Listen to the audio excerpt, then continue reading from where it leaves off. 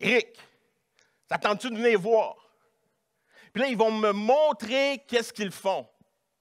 Ils vont dévoiler qu'est-ce qu'ils ont travaillé dans les derniers mois. Savez-vous quoi? Dieu, c'est la même chose. Dieu, c'est un Dieu créateur. C'est un artiste.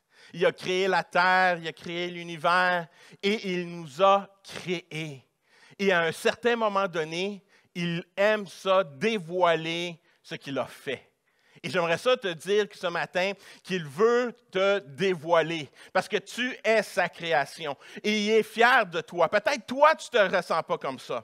Peut-être toi, tu te ressens plus comme quelqu'un d'indigne, que tu te sens peut-être inférieur. Peut-être tu te sens que tu dis non, moi, je ne vaux pas la peine. Je ne suis pas une création merveilleuse.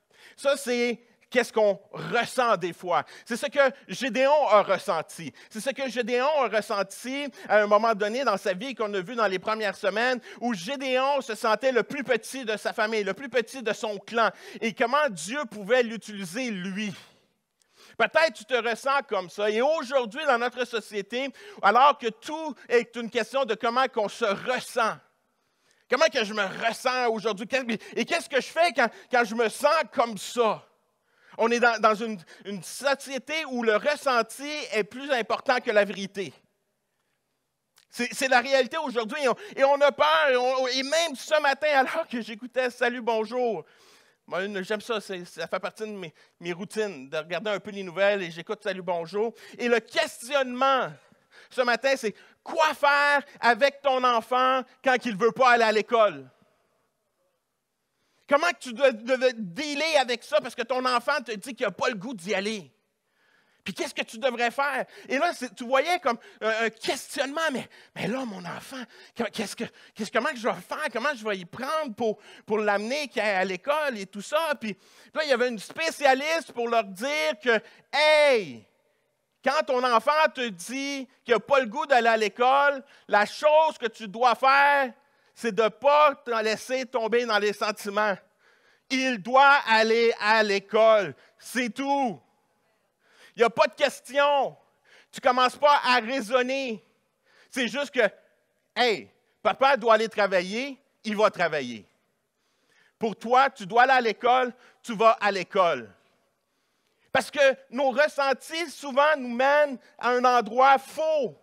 Gédéon, c'est comme ça qu'il se sentait. Je ne suis pas assez bon, j'ai des doutes, j'ai des peurs. Il se cachait des Madianites qui étaient en train de mettre de l'oppression sur eux.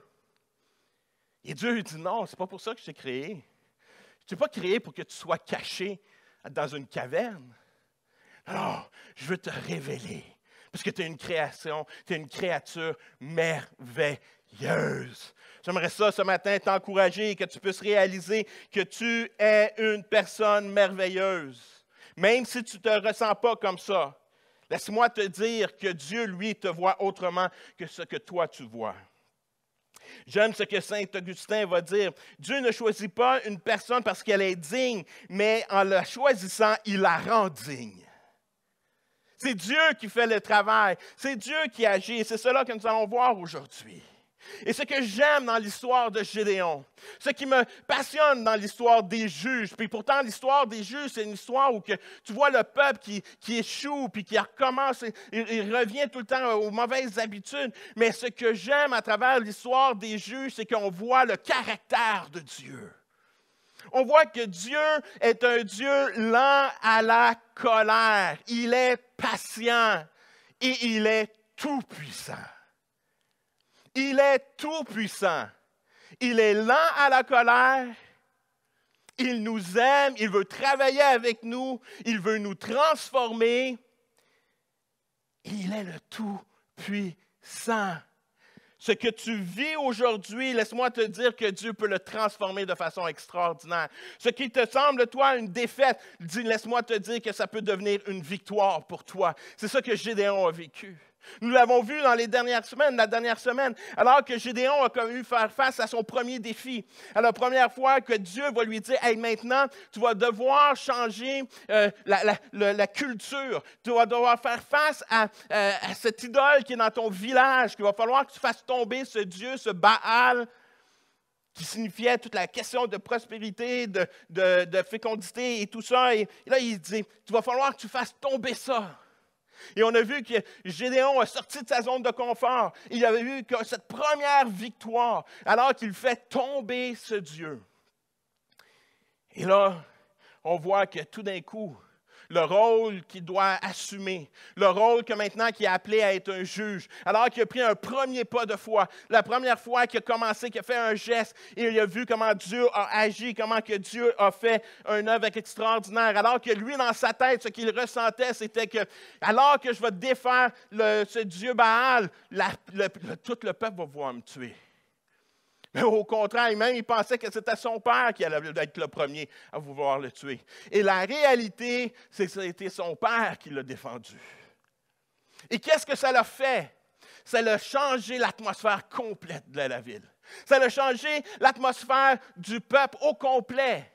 À ce moment-là, une des choses qu'on voit, on commence à voir que le rôle que Dieu lui donne est en train de l'assumer.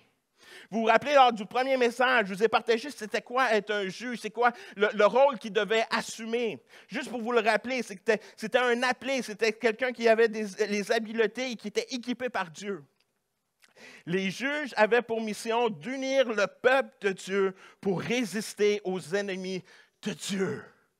Et c'est ça alors qu'il a pris une décision, qu'il a pris une simple décision de faire tomber ce Dieu, qu'est-ce que ça l'a fait? Ça le fait que le peuple a commencé à s'unir. Et tout d'un coup, le peuple, en reconnaissance de la transformation de ce que Gédéon a vécu, ils vont commencer à lui donner un surnom. Et qu'ils vont lui dire que tu es Hiérobaal, celui qui fait taire Baal. Le monde, tout d'un coup, a changé de perspective. Et c'est là qu'on voit aujourd'hui que Dieu continue cette transformation-là. Que Dieu continue à transformer Gédéon. Et c'est ça qu'on va voir aujourd'hui. Cette première victoire va l'amener à une plus grande victoire. Cette première victoire qui était significative, qui change l'atmosphère, qui change la culture, qui change qui qu'on va adorer. Au lieu d'adorer Baal, nous allons retourner à Dieu. Et c'est là qu'on voit que, il y a un changement qui se fait. Et là, on va voir que Dieu continue à transformer Gédéon. Laissez-moi vous dire que Dieu nous transforme. Quand on a donné notre vie au Seigneur, Dieu a agi. Mais combien savent que ce n'était pas terminé? Dieu me change, Dieu me sauve. Dieu m'emmène à être dans sa présence. Dieu veut me transformer et cela, ça prend du temps. Ça fait 54 ans que je suis sur cette terre. Il n'y a pas fini. Je suis loin d'être parfait. Et il y a besoin de continuer à me transformer. Il y a besoin encore de m'amener à sa compréhension parce qu'il y a bien des fois je ne comprends pas. Mais plus que je rentre dans sa présence, plus que je sens que Dieu m'emmène à expérimenter des choses qui me font grandir. Voyez-vous, Gédéon arrive dans ce moment clé qui remporte une première victoire. Mais là, à ce moment-là, il doit passer à la prochaine étape. Il doit rassembler le peuple. Puis vous imaginez cet homme qui, il y a quelques semaines, était peureux. Maintenant, il va sonner la trompette. Il va appeler le peuple à s'unir.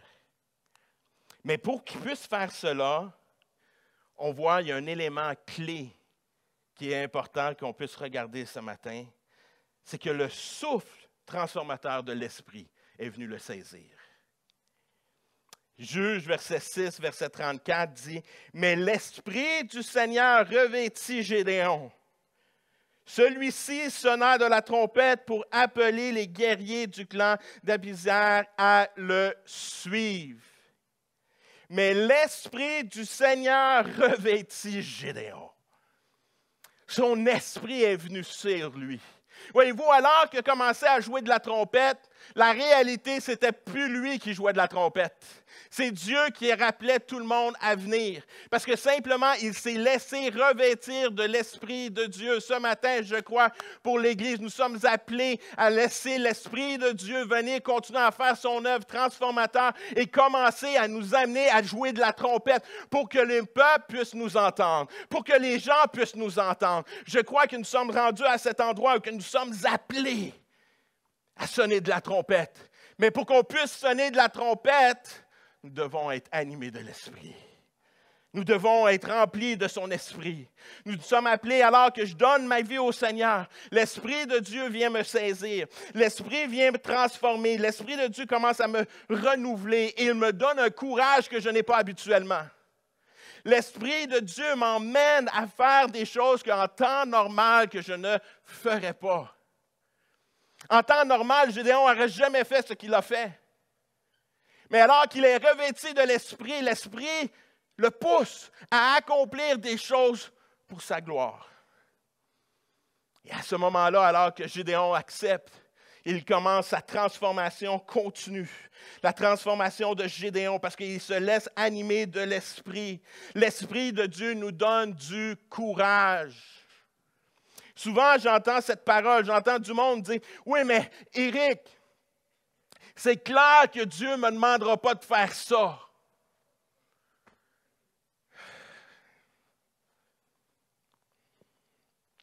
J'ai une mauvaise nouvelle pour vous. Il y a des fortes chances que Dieu va te demander de faire quelque chose qui va te demander de sortir de ta zone de confort. Qui va t'amener à un endroit que tu vas devoir prendre des décisions, comme qu'on a vu Gédéon, il a pris des décisions, qui a sorti de sa zone de confort. Ça ne lui tentait pas, mais je vais le faire. Il y a des choses que je vais le faire parce que je réalise que ce n'est pas à propos de moi, c'est à propos de Dieu.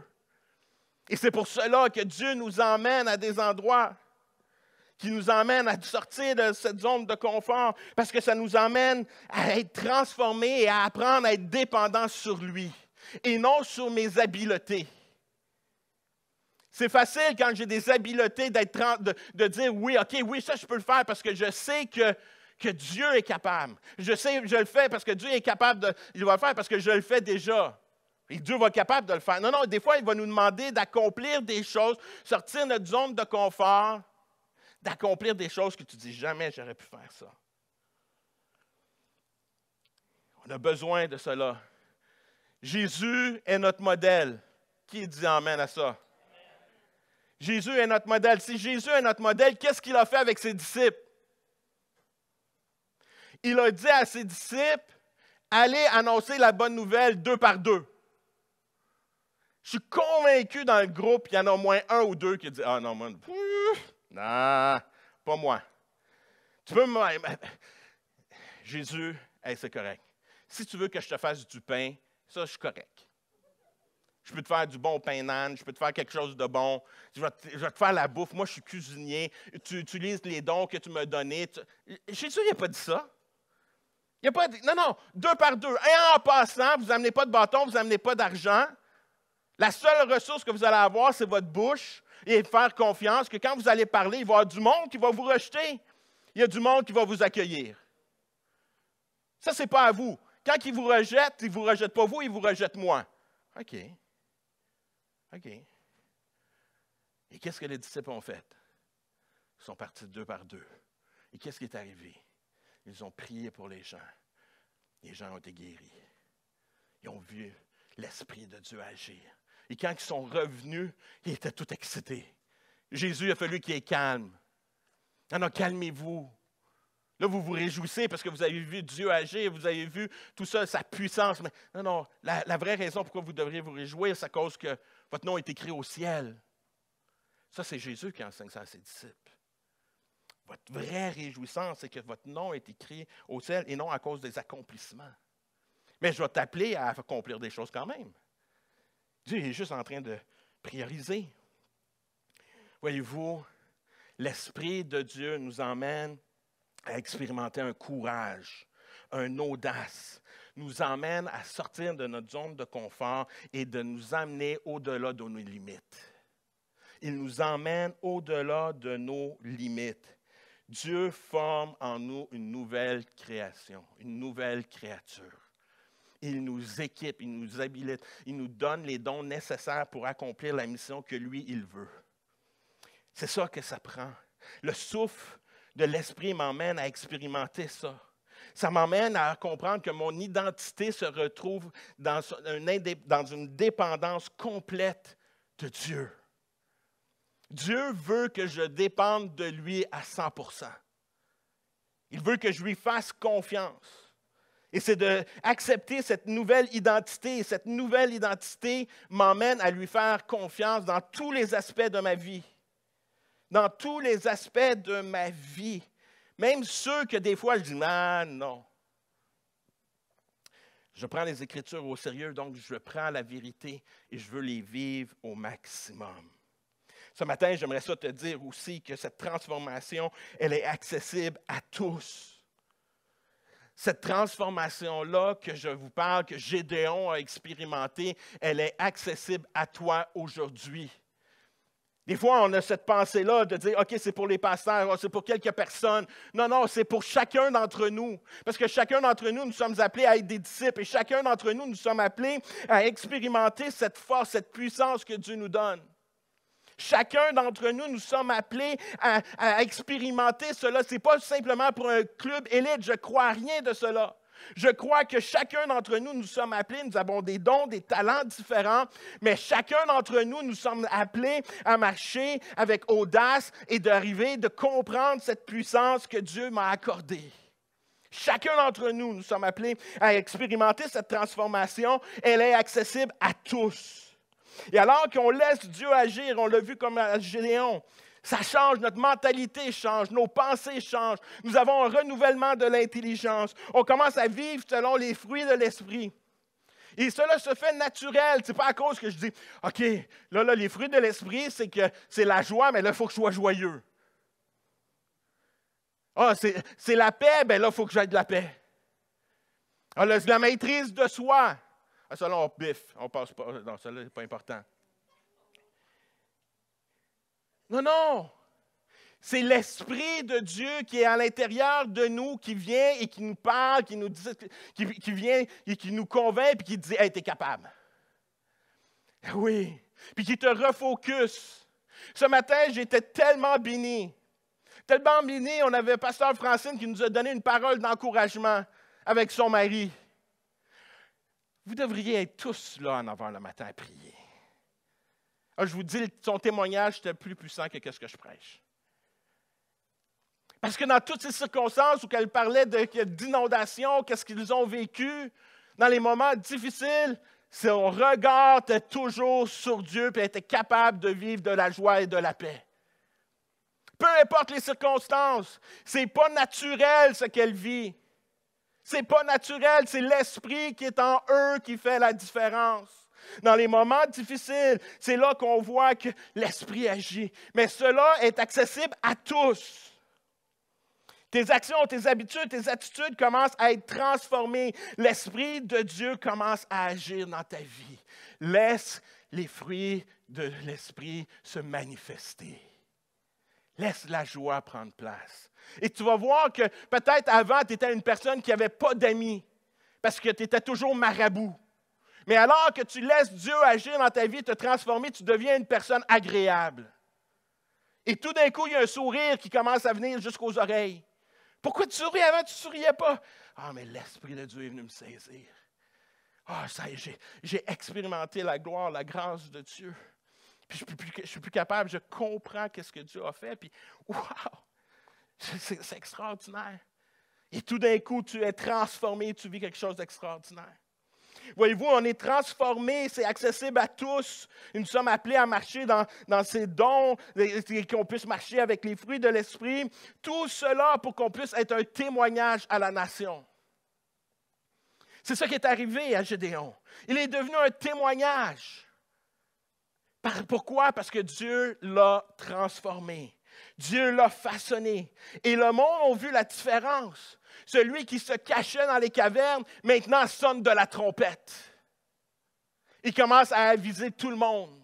On voit le changement radical. Et cela ne s'est pas fait par ses propres forces, pas par ses qualités, pas parce que lui il est bon, il parle bien. Non, non. Simplement à cause que l'Esprit de Dieu est venu le saisir.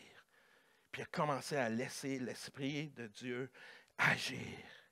Et c'est là qu'on devient des vrais témoignages. C'est là qu'on vient nos vies deviennent un témoignage. Et on n'a pas besoin de faire des choses extraordinaires. On a juste besoin de vivre Jésus. Ce n'est pas d'essayer d'accomplir des choses. Non, non. C'est simplement laisser vivre Jésus dans ma vie. Cela, c'est assez. Et cela se manifeste. Et les gens le perçoivent. Les gens réalisent que tu n'es pas comme les autres. Ils voient que tu ne penses pas comme les autres. Tu n'agis pas comme les autres. Tu ne ris pas comme les autres.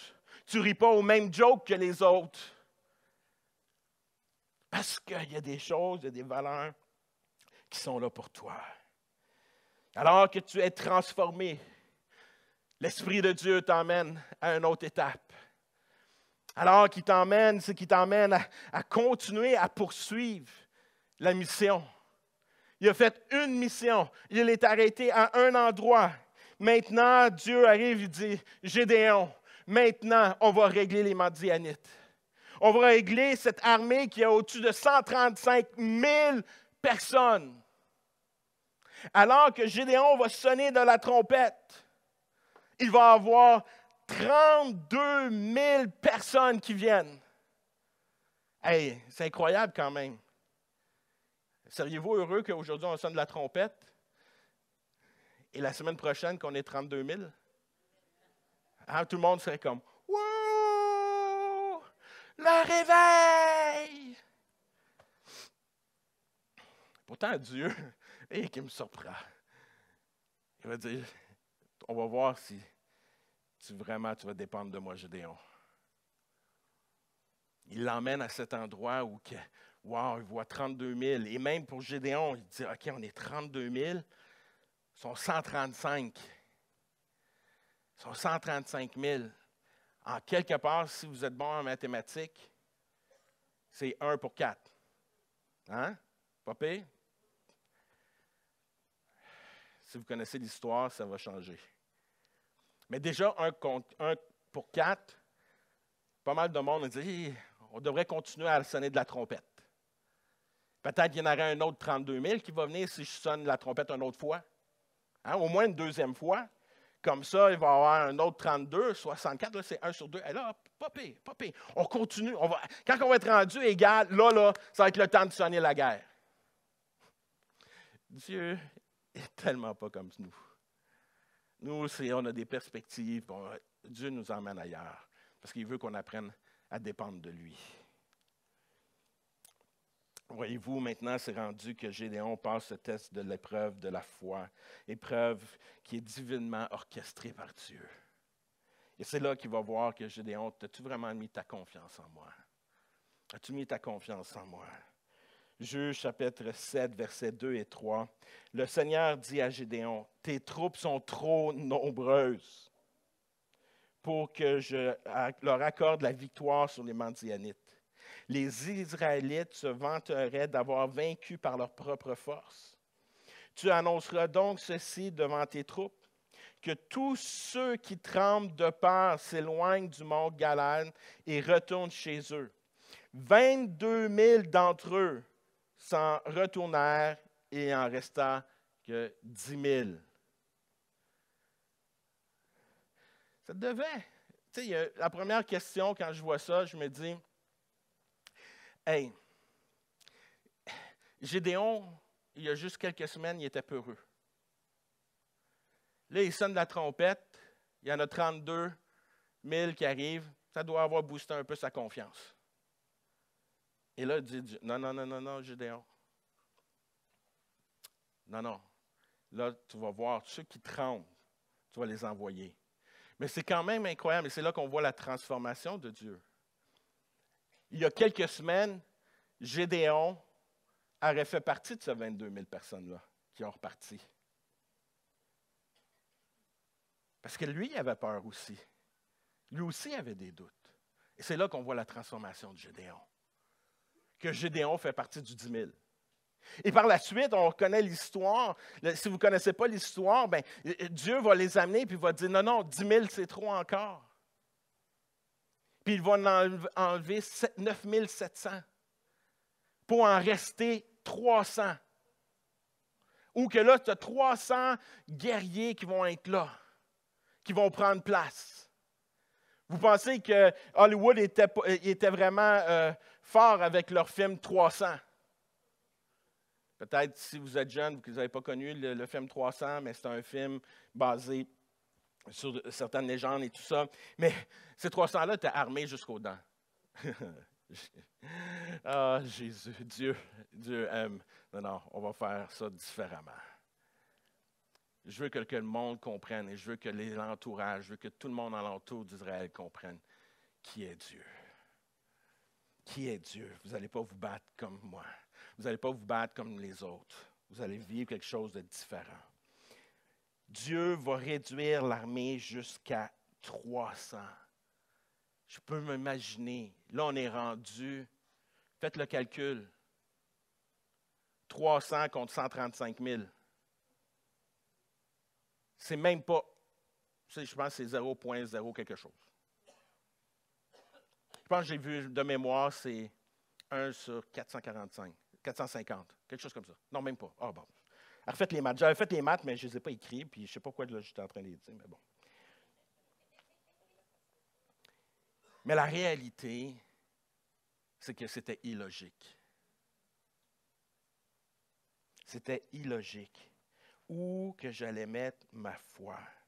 Gédéon avait compris que Dieu pouvait tout faire.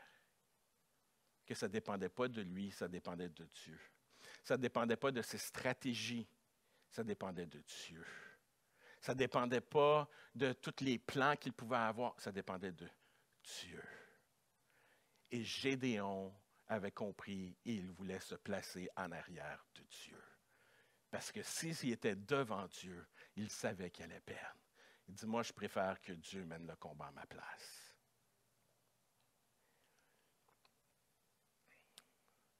Ce texte nous enseigne qu'il faut mettre une confiance complète sur lui.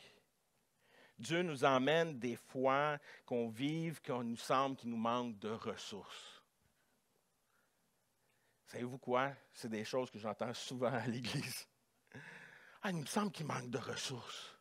Manque de ressources humaines. On devrait avoir un bâtiment. On devrait avoir ci, on devrait avoir ça. Puis quand je me préparais, puis j'étudiais, puis je disais, au bout de la ligne, on est à la bonne place. On est à la bonne place pour voir Dieu agir. On est au meilleur endroit de voir Dieu faire son œuvre. Voyez-vous, Daniel Arnold, qui a écrit un livre sur les juges, les mystérieux héros de la foi, va dire « Ainsi le peuple élu doit apprendre à vivre par la foi. Dieu l'aidera en lui offrant une victoire où la foi jouera un rôle extrêmement vital et où la force humaine restera insignifiante. » Et c'est ça qu'il a fait avec le peuple. Nous sommes appelés à vivre cela, nous aussi. On n'est pas différents. Nous sommes appelés à vivre cela. À vivre ce moment où que nous allons remporter des victoires puis dire « Jamais j'aurais pensé. Je sais que ce n'est pas moi. Hey, j'ai parlé de ma foi à mon voisinage, à mon voisin. Ce n'est pas moi. C'est juste l'Esprit de Dieu. Parce que si c'est moi, jamais j'aurais ouvert la bouche. Moi, un jour, quand je ressentis l'appel pour venir au ministère, j'étais jeune. Puis jamais j'aurais pensé qu'un jour j'aurais été ici. Jamais. Jamais. C'est pas moi. Si je suis ici, c'est pas mes dons, c'est pas mes talents, c'est pas à cause que non, c'est Dieu. C'est Dieu, c'est lui simplement. C'est qu'à un moment donné, j'ai décidé de lui faire confiance et dire, Dieu, c'est toi, je veux te servir, toi, me voici. C'est tout. Notre foi est éprouvée. Mais alors que notre foi est éprouvée, c'est là que la victoire est révélée. C'est là que notre plein potentiel est révélé. C'est alors que l'épreuve est là qu'on peut voir vraiment notre potentiel agir. C'est là qu'on voit que tout ce qu'on pensait ne pas être capable, que là, wow, notre plein potentiel, parce que c'est l'Esprit de Dieu qui vient en nous, puis qui fait exercer cela, et c'est là que ça se manifeste. C'est à travers ces épreuves, et c'est là qu'on voit que Dieu agit. La victoire de Dieu à travers Gédéon, finalement, va faire qu'on va tout voir qui est Gédéon. Quand Dieu défie l'impossible, tout est possible. Et c'est ça qui arrive. À ce moment-là, l'armée est arrivée à un endroit où ils sont juste 300 maintenant. C'est illogique. Et Gédéon et Dieu emmènent ça à un autre niveau encore, d'être encore plus illogique. On ne va pas prendre l'épée pour se battre, on va prendre un flambeau. Des fois, je me mets dans ces places-là, dans ces moments-là. Je ne sais pas comment j'aurais réagi. Hey, Gédéon, là, tu demandes, on part de 32, on est dû à 10 000, je te dis, OK, pas pire. Là, on est rendu 300, puis là, tu me demandes de laisser mon épée. Dans quelque part, le monde doit savoir dire, OK, on est rendu jusqu'ici, on y va all-in. Puis on le fait pour toi, Dieu. OK, tu nous demandes de prendre un flambeau, tu nous demandes de prendre une cruche, puis d'encercler. Et c'est ça qu'ils vont faire. Juge chapitre 7, versets 20 et 21. Les 3 groupes saisissèrent tous les torches de la main gauche et les trompettes de la main droite, et ils s'écrièrent à l'assaut. Ce n'était pas pour Gédéon, hein? À l'assaut pour le Seigneur et pour Gédéon. Ils se tenaient autour du camp, chacun à sa place. Dans le camp ennemi, tout le monde se mit à courir, à pousser des hurlements et à prendre la fuite. Et si vous continuez à lire l'histoire, c'est que les Bandianites commencent à s'entretuer entre eux-mêmes. Ils n'ont rien à faire. La seule chose que le peuple a à faire, c'est d'assister à cette scène-là. De dire, OK, on part, on prend le flambeau, on prend la cruche. Et là, pouvez-vous imaginer, quand les théologiens, et les livres et tout ça que j'ai lus, ils disent qu'ils ont comme encerclé la région, les 300. Ça veut dire qu'à un certain moment donné, tu étais 300, là, ils étaient séparés en groupes de 100. Puis là, après ça, on dit, on fait une ligne pour encercler. Puis là, à un certain moment donné, je suis là, j'ai mon frère qui est là, j'en ai un autre, mais là, je ne les vois plus. Là, puis c'est tout étiré. Puis là, je me retrouve tout seul, avec un flambeau, une cruche. Puis là, peut-être, je suis là, je dis, je me sens seul aujourd'hui. Je me sens seul dans la mission. Je me sens seul dans mon couple. Je me sens seul dans telle situation. Je me sens seul. Est-ce que vous avez déjà arrivé de vous ressentir seul? Mais n'oublie pas que tu as un flambeau et tu as une cruche. Tu as la lumière qui est Jésus. Puis alors qu'il fracasse, l'ennemi panique et s'entretue eux-mêmes.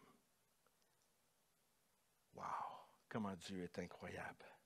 La victoire de Gédéon illustre que Dieu ne cherche pas le nombre, mais il cherche les personnes qui vont être prêtes à être dépendantes de lui et qui vont être prêts à mettre leur foi entière en lui et à être obéissants. C'est aussi simple que ça. Lorsque nous sommes alignés avec la volonté de Dieu, même les batailles les plus insurmontables peuvent être gagnées. Et c'est ça que Gédéon a vécu. C'est ça que Gédéon a vécu. Même les batailles que tu dis, ça ne se réglera jamais. Oui, ça peut se régler. Il y a des situations dans ta famille, peut-être que tu vis et tu dis jamais ça va se régler. Oui, ça peut se régler. Des fois, c'est juste nous, on veut régler tout de suite, mais il y a un timing avec Dieu. Même dans la guerre, on le voit qu'il y a un moment crucial, un moment opportun, que Dieu va lancer l'assaut. C'était à minuit, alors que les Madianites étaient en train de changer de corps de travail, qu'on pourrait dire. Et là, c'est arrivé qu'il y a eu la confusion. Il y avait un timing parfait de Dieu. Nous, il faut simplement s'abandonner à ce timing de Dieu. Voyez-vous, des fois, nous, on aimerait ça, prendre des armes qu'on connaît. Des fois, on aimerait ça, prendre les armes qu'on connaît, puis qu'on dit on irait à la guerre avec ces armes-là. Et Dieu arrive et dit non, prends pas l'épée. Prends ma parole. Fais juste vivre la parole de Dieu, puis tu vas voir que ça va faire une différence dans ta vie. Sois juste un homme ou une femme qui aime accomplir la volonté de Dieu. Qu'est-ce que la parole de Dieu nous enseigne? Et tu vas voir une grande différence dans ta vie. Et tu vas voir que tu vas amener le chaos sur le champ de bataille. Parce que pourquoi? Parce que quand tu vas rentrer à l'endroit où tu vas être, ça va être toi maintenant qui va changer l'atmosphère. Ce n'est pas la société qui va t'amener à avoir une influence sur toi, mais c'est toi qui vas amener une influence sur les autres. Et c'est ça que Gédéon a fait. Et c'est ça que nous sommes appelés. Alors que Dieu veut qu'on révèle notre plein potentiel. Si on veut expérimenter notre plein potentiel, c'est de s'abandonner complètement. C'est d'accepter cette invitation que Dieu nous donne, de lui faire confiance, de laisser l'Esprit de Dieu venir nous transformer et de mettre notre foi en lui et de dire oui, je vais avancer pour lui. Comment remporter des victoires? Ça commence sur nos genoux. Ça commence sur nos genoux, puis on le voit, Gédéon, il va se prosterner, Juge chapitre 15. Les textes ne sont pas là. On est appelé à affronter le combat avec une posture victorieuse. Souvent, des chrétiens, on est tout le temps là, ah oui, non, peut-être. Non, non, arrêtons. Nous servons le Dieu créateur. Je suis appelé à marcher droit. Je suis appelé à marcher puis à avoir confiance, pas à avoir peur. De juste dire non, c'est moi, j'arrive. Je n'ai pas à avoir peur. J'avance dans le combat en assumant ma position. Comme j'ai mentionné tantôt, chacun d'entre nous, nous avons une position différente, nous avons des rôles différents, mais j'assume ma position et chaque position est importante. On le mentionne souvent quand on parle de rôle ou de membre du corps, qu'on est tous différents. Puis il y a des membres du corps qu'on ne voit pas, qui sont ultra importants. Il y a des parties de mon corps que tu es là, puis tu dis, hein, je ne savais pas. C'est quoi ça, un appendicite? La journée que tu en as une, tu viens de découvrir c'est quoi un appendicite. Ta petite orteil est tellement insignifiante.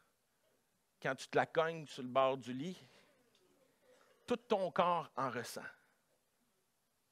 Tu penses que ta position dans le royaume est comme insignifiante. C'est faux. Tous, chacun d'entre nous est important. Tous nous sommes appelés à contribuer. Tous, nous sommes appelés à participer. Tous, non seulement quelques personnes, tous. Votre contribution compte. L'engagement au combat au moment opportun. On rapporte la victoire en utilisant les bonnes armes. L'amour, la paix, la grâce, la vérité. Il y a des fois qu'on est appelé à dire la vérité avec amour et respect. Mais on est appelé à dire la vérité. Jésus a mentionné la vérité. Ça l'a amené jusqu'à la croix. Il l'a fait tout à travers son ministère. Il a démontré de l'amour. Des fois, j'ai l'impression que des fois, on utilise, oui, on partage avec amour, mais on réalise que oui, Jésus est amour. Il a partagé avec amour, mais les gens l'ont rejeté quand même. Il ne faut pas avoir peur de ça. On partage la vérité avec amour. Respect, le choix, la décision va toujours être dans les mains des autres. Il est nécessaire, des fois, de simplement prendre un pas de recul pour réaliser que notre situation est un avantage pour Dieu.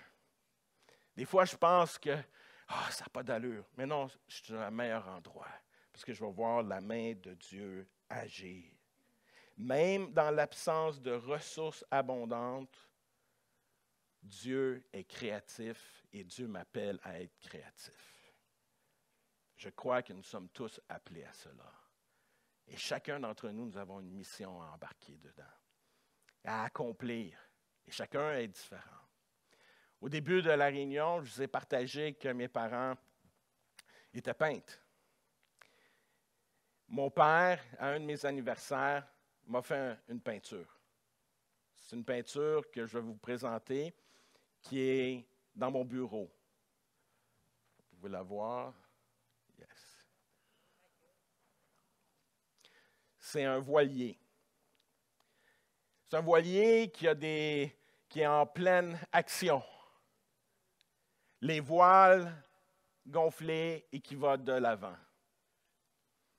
C'est une photo, il m'avait demandé, il dit, « As-tu une photo que tu aimerais que je puisse peindre pour toi? » Puis j'avais remis une photo d'un voilier comme ça. Pour moi, c'est très significatif. Parce que je réalise que c'est Dieu qui me propulse. C'est lui qui met le vent dans les voiles.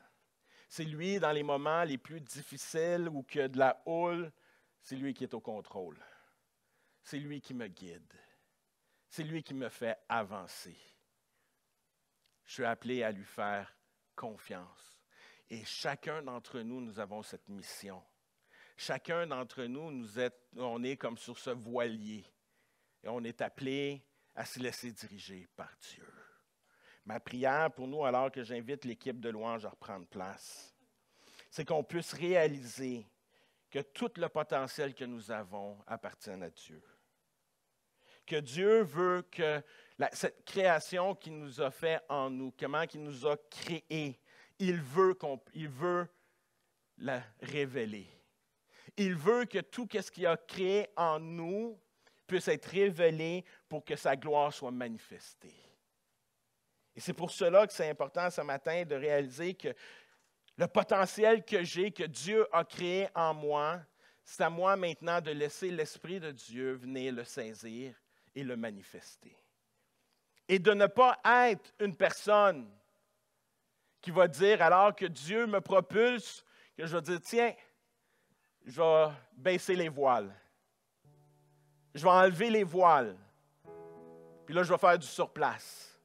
Que je ne sois pas celui qui ralentit le plan, mais que je puisse faire confiance à Dieu et que je laisse les voiles bien tendues pour que lui puisse faire son œuvre, que lui puisse agir et que lui m'emmène à l'endroit où que je suis appelé à être. Dieu veut qu'on puisse prendre ce potentiel pour sa gloire et que les gens alentour de nous puissent voir son Fils en nous. Parce qu'alors que son esprit est en nous, ce qui est appelé à refléter, c'est son Fils. Quand les gens nous voient, que les gens puissent voir son Fils en nous, parce que son esprit est en nous. Et c'est ça, la victoire de Gédéon. C'est qu'il a pris le flambeau. Puis il a dit gloire au Seigneur, pour le Seigneur. Et le peuple dit pour Gédéon, pour le Seigneur. Que ce matin, alors que nous allons rentrer dans ce temps de louange et d'adoration, qu'on puisse vraiment faire confiance à Dieu dans tous les aspects de notre vie. Et qu'on puisse laisser Dieu agir et nous surprendre. Et nous surprendre.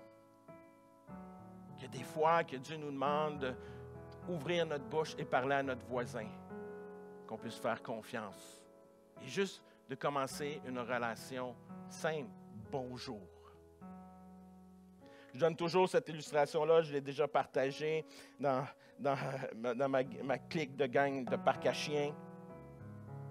Qu'au début, quand on a commencé, on connaissait plus les noms des chiens que les noms de chacun d'entre nous. Puis, à un certain moment donné, j'étais dans un groupe d'hommes et on parlait, puis je dis « Hey, ça me fatigue, j'aimerais ça. J'aimerais ça, je ne sais pas comment, j'aimerais ça juste dire qu'on apprenne à connaître les noms des personnes qui sont alentour de nous. Puis là, on avait eu des stratégies de hey, ben, arrive avec un name tag sur toi. Puis en fin de compte, ça s'est fait juste naturellement. À un certain moment donné, c'est arrivé, puis on disait hey, on connaît les noms des chiens, on ne se connaît pas. Puis là, on commençait à parler. On a bâti des relations. On a bâti des relations. J'ai des relations extraordinaires que je vais manger au resto avec eux. On a du bon temps. Ils savent qui je suis. Et Dieu fait son œuvre et Dieu fait le restant. Mais juste d'ouvrir ta bouche puis être toi-même. Une personne qui est animée de l'esprit, qui se laisse transformer, qui fait des erreurs, mais qui est assez humble pour reconnaître ses erreurs, puis d'avancer. Et c'est là qu'on va voir la différence. Alors que je conclue cette série, je voudrais t'encourager à prendre du temps et dire, Dieu, peux-tu révéler le potentiel? Même si ça me fait peur, je vais marcher, puis je vais être obéissant. Je veux simplement faire ta volonté, Dieu. Peu importe quoi, je veux le faire. Je veux le faire pour toi, simplement. Et comme ça, Dieu va nous appeler à marcher et à accomplir des choses. Dieu va nous surprendre. Il va nous amener à des endroits où on ne pensait pas. Et nous allons remporter des victoires qu'on n'aurait jamais pensé de remporter. Simplement parce qu'on a décidé de mettre Dieu en premier et de laisser Dieu manifester le potentiel que j'ai en dedans de moi.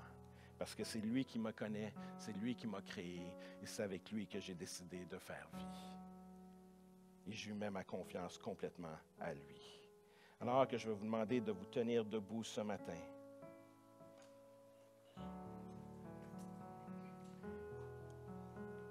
Je vais terminer avec une prière et par la suite, l'équipe de louange va pouvoir nous emmener dans ce temps de louange et d'adoration.